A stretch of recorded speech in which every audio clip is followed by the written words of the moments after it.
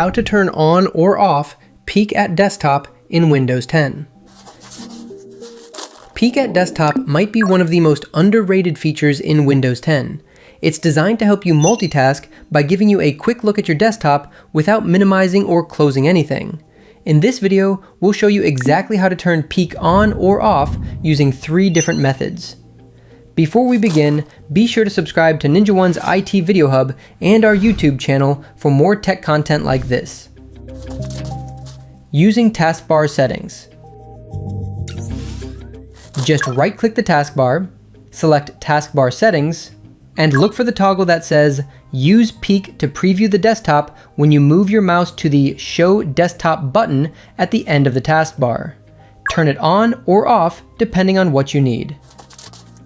With performance options,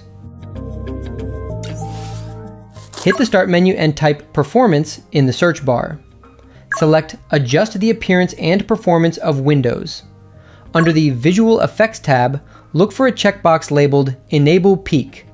Uncheck it to disable, or check it to enable. Hit Apply, then OK to save changes. Using the Registry Editor. Press Win+R, type Regedit, and click OK. Navigate to look for a value called Disable Preview Desktop. If it doesn't exist, create a new DWORD 32-bit value. Set its value to 1 to disable Peek, or 0 to enable it. Be advised, incorrect changes in the Registry Editor can cause errors or instability. Only use this method if you're confident with registry edits. Troubleshooting. Still having trouble? Try restarting your system after changing settings.